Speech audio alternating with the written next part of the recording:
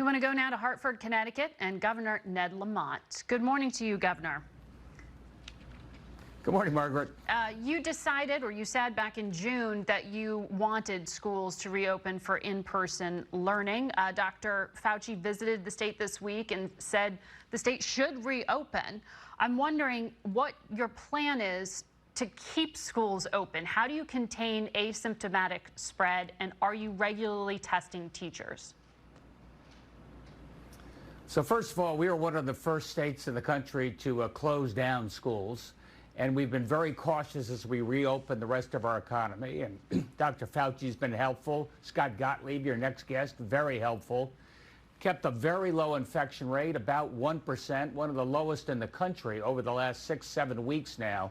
So I think if Connecticut can't get reopened, I don't know who can around the country. And we're doing it led by public health, making sure everybody's wearing the mask, making sure that we have the plexiglass where needed, cohorting so that one fifth grade class doesn't party with another fifth grade class. And I think we're going to give our kids the best shot for in-classroom education. Well, what about prioritizing testing? How do you stay open without regularly spot testing students and teachers? Well, what testing does is tells you whether or not you were infected. As you pointed out in the previous shot, you know, many people are asymptomatic and contagious before they are tested. So we have to watch out for that. We have 160 testing centers. Any teacher that wants to can go get a free test, recommending maybe some of them do that before the start of the school year. Okay, so it's not currently part of the plan, but you're saying the state has access to tests. I want to ask you, though, about something your office pointed out to us, which is that 143,000 kids just simply did not log on for remote learning back in the spring, in March, April, and May. Do you know how much damage was done? And if you have to shut down and go remote again, how do you avoid these kids getting lost?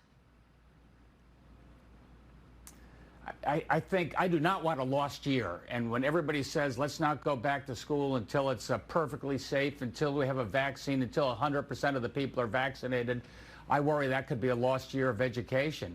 But in the meantime, we do need a backup plan. So we've bought 100,000 Chromebooks. We're getting them installed in every kid's home that doesn't feel comfortable getting back to school. The teachers' homes, if they don't feel comfortable getting back, expanded Wi-Fi, so those kids can connect at least with their classmates over Zoom. But what about those kids who just didn't log on at all in the spring? It's a tragedy. We made it available to everybody we could. But again, it requires parental supervision, requires a lot of effort to make sure everybody logs in. Right now, we're going to have a telephone backup, better coordination, I think, with parents, but it's by no means perfect. The president, as you know, announced these executive actions yesterday after Congress didn't come to an agreement. His announcement calls for states to provide $100 a week for every unemployed person in their state, on top of what he says they're going to redirect from FEMA to make up for the expired federal boost. Does Connecticut have that funding to kick in? Look, that would cost us about $500 million between now and the end of the year. I could take that money from testing. I don't think that's a great idea. I could take that money from masks and disinfecting for our schools. I don't think that's a great idea. In fact, I think the president's plan is not a great idea. Well, how long would it even take you to get that up and running? I mean, what's going to happen to the unemployed people in your state who just saw $600 a week disappear? Well, I mean, remember, we are continuing to provide them the state unemployment compensation, right, which is, $450. We're talking about the extra $600 that the federal government put on is sort of a bridge. They did that a few months ago until we got our economy going. Let's face it, our economy in Connecticut is going better than most other places, but there's still, tens of thousands who can't get a job. And many of them in bars or the such, there's no job available to them. So there has to be some sort of a cushion. You spoke to the president this week. Connecticut has been hit hard, I know from my own family members, about power outages largely across the state due to this tropical storm. Has COVID slowed down the response to this storm? When are the lights going back on? I'd say we were hit hard by this tropical storm, and we lost almost half our power across the state. And then you realize that means water treatment centers and nursing homes and a whole variety of real emergencies that have to be put out.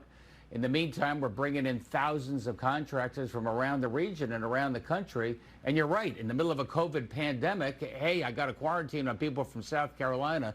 Please come on up and fix our wires. But we're getting people tested and we're fixing the wires. Number one, safety. We got to get electricity back on. So COVID has slowed down the response. And just to button up, I want to make sure I totally understood what you said there on unemployment. Is the bottom line for people in Connecticut that they just won't get any additional money on top of their regular state unemployment payment? Yeah, Margaret, I wouldn't say COVID slowed down our response on the electric hit at all. And well, you just mentioned having a quarantine cruise. No, we're not quarantining them. They're essential workers. We're getting them back up on the polls as fast as we can. Essential workers. What was your other question? I just was buttoning up what you said on unemployment. You said the president's plan is not a good one. Are you telling people that they just won't get any additional money on top of what's already being provided? Well, they're surely going to get additional support from the state of Connecticut. I would like to see the federal government step up, extend the unemployment true-up a little bit longer, let people get on their feet. What I'm doing here at the state level is, in particular, rent relief. I've got, tens of thousands of people who fear eviction. We have an eviction moratorium. We put money in place to help them negotiate with their landlord so they can start, paying down their overdue to the landlord. All right, Governor Lamont, good luck to you. Thank you for your time.